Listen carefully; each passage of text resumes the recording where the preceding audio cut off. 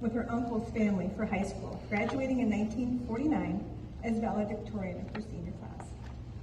In Helen's own words, she loved school, and she continued her education by taking summer courses at Spearfish, South Dakota. She expressed an interest in studying business as well as education, and pursued education both as a school teacher and as a music teacher for many years.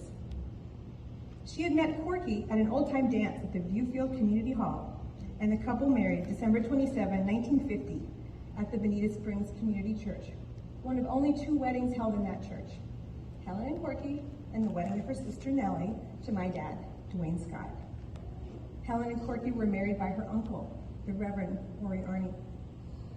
In the early years of their marriage, she taught at country schools in western South Dakota.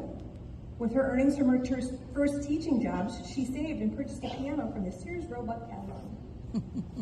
The Air Force took Helen and Corky to many locations, often for brief periods of time.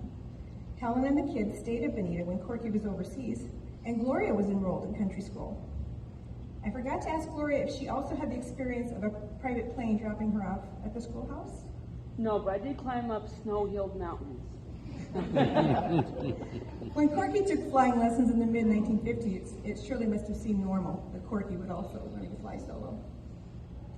After settling in Las Vegas, Helen taught piano for many years, played piano and organ at church, raised her family. She sewed shirts and dresses. She baked countless Christmas cookies and sweets and mailed them to family. She began a practice of spending one-on-one time with each child, a custom she continued with grandchildren. She took the teenagers out to less busy roads around Vegas to learn to drive. She walked and hiked and climbed Mount Charleston, camping overnight on the mountain. She continued to teach piano and became active in the National Music Teachers Association. She served on the missions committees at church and was elected missions president, attending district and general conventions. She was part of a group of 10 people from church who made a missions trip to Guatemala, which included many months of preparatory studies on history, culture, and language.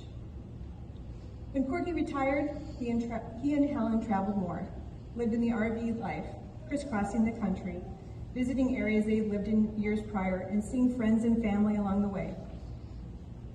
Helen was a great letter writer. When Corky first enlisted in the Air Force and the couple were separated, they wrote letters to each other every day. When Helen's son Carl was in the Army, she wrote him a letter every day. And she and I wrote letters. My earliest interest in writing stemmed from my pen pal correspondence with Aunt Helen. At first it was simply brief letters, and then I progressed to sending her little newspapers with stories and illustrations. Aunt Helen taught me the art of the newsy, handwritten letter.